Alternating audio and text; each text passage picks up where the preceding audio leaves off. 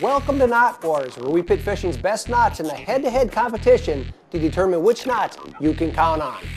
Each week we tie and test two of the world's strongest knots. The loser goes home, the winner advances to the next round of competition where it faces another tough competitor. All Knot Wars will be conducted with the following lines: 15-pound Berkeley Trilene Transoptic Monofilament, 14-pound Berkeley Fireline in Flame Green, and Trilene 100% fluorocarbon in 15-pound test. Last week, in the first battle in the line to leader category, the double Centauri easily beat the Yucatan knot. Now if you missed that episode, here's how you tie the double Centauri. Run each line parallel. Using the tag end of the main line, make 3 loose wraps around the leader. Then, from behind, insert the tag end through the middle of the 3 loops and tighten loosely. Next, repeat these same steps using the leader material to wrap around the main line. The final step is to moisten with a bit of saliva and draw both knots tight together.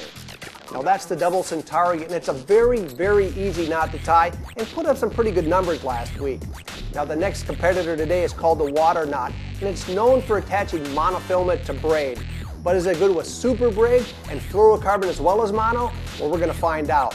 But first, here's how you tie it. Starting with 2 parallel lines, use the tag end of each line to tie an overhand knot around the other line. Then, using the remaining tags, make 3 wraps above each overhand knot, and, similar to the clinch knot, insert the tag end between the first loop and the overhand knot. Tighten carefully after moistening a bit. So that's the water knot. And I'll admit, this knot drove me nuts. It's a lot tougher to tie than it first appears, and the tightening process is a lesson in frustration. So is it strong enough to beat the double Centauri? Let's find out. Well, I've got the trusty knot testing machine already set up. We've got the double Centauri, our reigning leader, here on the right, the challenger, the water knots, here on the left. Here goes.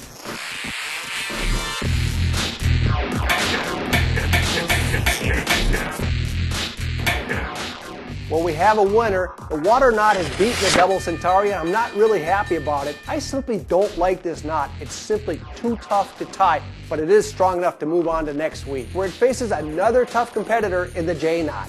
By the way, if you'd like to practice the water knot, the double Centauri, or any of the knots featured in Knot Wars, simply visit fishingclub.com and click on Knot Wars.